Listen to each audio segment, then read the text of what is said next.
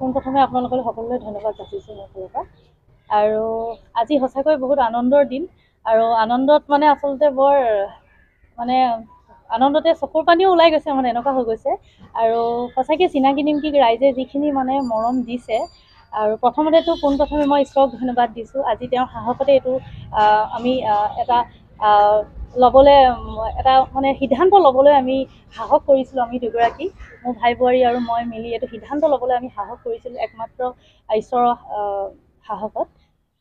আৰু আজিৰ দিনটোত আপোনালোকে দেখিছেই নতুন এটা পেকেজিং, আমি উন্নত মানৰ যিটো নিমকিৰ পেকেট বজাৰত উপলব্ধ আছিলে, সচৰাচৰ যিবিলাক নিমকি পেকেট বজাৰত পোৱা যায় তাত কিন্তু অলপ বেলেগ ধৰণৰ বিভিন্ন আপোনাৰ কিছুমান নিমকিৰ লগত নহয়, তাতোত কিনে আপোনাৰ উন্নত মানদণ্ডৰ পেকেজিং আমি, আৰু লগতে আপোনাৰ উন্নত মানদণ্ডৰ আপোনাৰ কোৱালিটিও আমি আজিৰ পৰা মানে মুকলি কৰিম বুলি এই অনুষ্ঠানটোৰ যোগেদি আজি ঘোষণা কৰিছোঁ। আৰু আমাৰ বিশ্বাস, ৰাইজে যি পেকেজিঙত আমাক আগৰ যি পেকেট আছিলে যিখিনি মৰম দিছে, সেইখিনি সাহসতে আজি এইখিনি পালোহি। আৰু আমাৰ বিশ্বাস যে এই পেকেজিংটো অকল অসমেই নহয়, গোটেই ভাৰতবৰ্ষতে ৰাইজে মানে মৰম দিব বুলি বিশ্বাস কৰিছোঁ। কেতিয়াৰ পৰা আপুনি নিমকি আপুনি দেখিছোঁ, আপুনি ঘৰে ঘৰে গৈ আৰু যিটো এটা কথা ক'ব লাগিব, একেবাৰে সৰুৰ পৰা গৈ আপুনি ডাঙৰলৈকে ব্যৱসায়টো প্ৰথমে কৈ লওঁ, 90 টকাৰ পৰা আমাৰ এই জাৰ্ণি আৰম্ভ হৈছিলে। এই সময়ত আচলতে পৰিস্থিতিত পৰিয়ে আমি এইটো আচলতে ল'ব লগা হ'ল। পৰিস্থিতি খুবেই বেয়া আছিলে, আৰু আগতেও কৈছোঁৱেই এইখিনি কথা।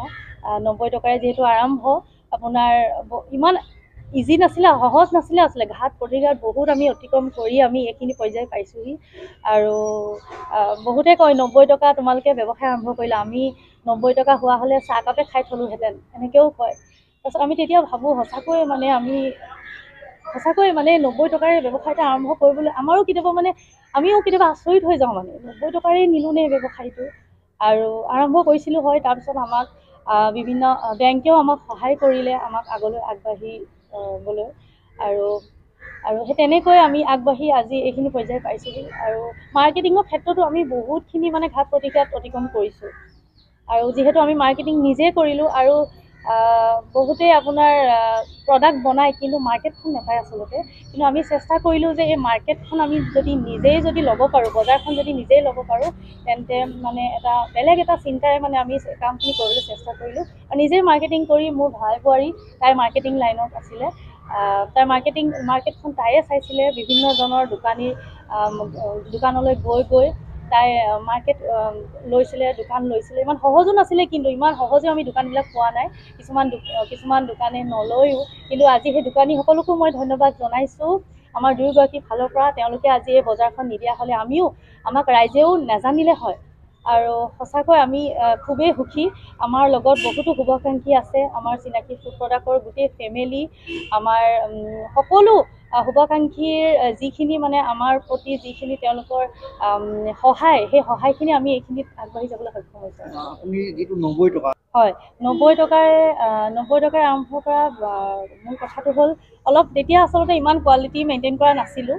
যিহেতু 90 টকা সেই সময়ত, আজি 6 বছৰ আগৰ কথা, অলপমান ৰিফাইনাৰ, অলপমান ময়দা আনি খুব বেছি 10টামান পেকেটহে আমি 10 টকীয়া উলিয়াইছিলোঁ মাৰ্কেটত। আৰু প্ৰথম দোকানখনত মিলন নগৰ এখন দোকান আমাৰ, তাতে দি পেলাই আমাৰ আকৌ ছেকেণ্ড দিনাখন অৰ্ডাৰ আহিছিলে 20টা পেকেট। আৰু সেই তেনেকৈ আমি জুই খৰিত ভাজিছিলোঁ নিমকি, জুই খৰিত বনাই আমি মমত পেকেজিং কৰিছিলোঁ। আৰু এতিয়াতো আপোনাৰ এতিয়া কেনেধৰণে আৰু কেনেধৰণে?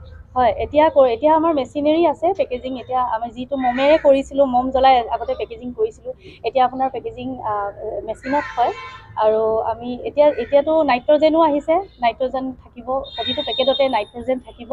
আৰু এইটো আমি চেষ্টা কৰিলোঁ যে নিমকিটো আৰু চেল্ফ লাইফটো কেনেকৈ বঢ়াব পাৰোঁ, মানে যিহেতু আমাৰ যিটো নৰ্মেল পেকেটত এমাহৰ ভিতৰতে বস্তুটো মানে ডেম হৈ যায়, আমি চেষ্টা কৰিলোঁ যে অলপ দূৰলৈ যদি পঠিয়াব লগা হয়, ডিষ্ট্ৰিবিউটৰ আমাক কণ্টেক্ট কৰে, কিন্তু আমিহে দিব নোৱাৰোঁ, কাৰণ আমি চেল্ফ লাইফটো তাৰ বঢ়াব পৰা নাছিলোঁ।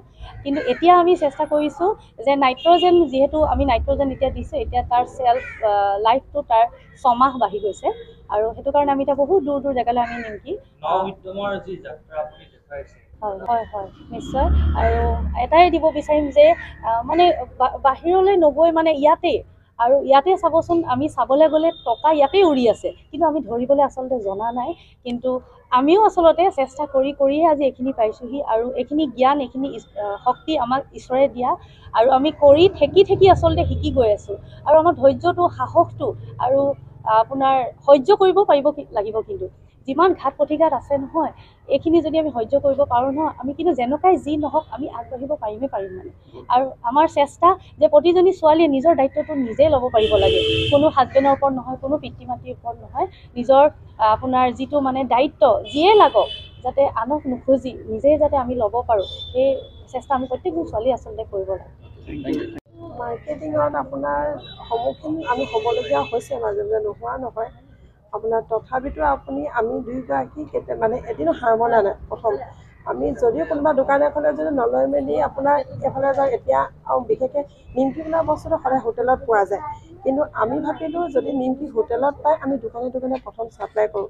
আমি চেষ্টা কৰোঁ যদি সেই হোটেললৈ গৈ নিমকি কিনাকৈ যদি প্ৰতিখন দোকানে যদি নিমকি পোৱা যায়, তেন্তে আমাৰ কাৰণে ভাল হ'ব। আৰু আগতে নিমকিবোৰ যেনেকুৱা আছিল মানে অকণমান ডাঠ, কিন্তু আমি যিমান পাৰোঁ মানে ভাল কোৱালিটি হিচাপে এনেকুৱাকৈ যাতে কৰোঁ, নিমকিটো যাতে খাই মেলি মুখত দিয়াৰ লগে লগে যাতে গলি যাওক, টেষ্ট পাওক, সেইটো হিচাপে আমি সদায় আগবাঢ়ি যাওঁ, নিমকি যাতে ভাল কৰোঁ। কিন্তু দোকানৰ ক্ষেত্ৰত বুলি ক'বলৈ কিছুমান দোকানী এনেকৈ কয় আপোনাৰ ইখন দোকানলৈ যাওক কয়, কিন্তু আমি ভাবোঁ এইখন দোকানে নল'লে কি আছে, আমি আগৰ দোকানখনলৈ যাওঁ, তেখেতে ল'ব। এখন দোকানৰ পৰা নহয়, ইখন দোকানৰ পৰা আকৌ সাহস পাওঁ, তোমালোকে কৈছা ছোৱালী হৈ আগবাঢ়িছা, ইমান ভাল লাগিছে বুলি আমাক উৎসাহ দিয়ে। সেই সাহসৰ যোগেদি আমি মাৰ্কেটিং লাইনত মানে প্ৰতিখন দোকানে ইখনৰ পৰা সিখনে মানে আগবঢ়াই লৈ গৈছে আমাক। আৰু আপোনাৰ বহুতৰ দোকানৰ পৰা ফোনো কৰে, তোমালোকৰ নিমকিটো ইমান খাই ভাল লাগে, মোৰ দোকানখনত দিবাচোন।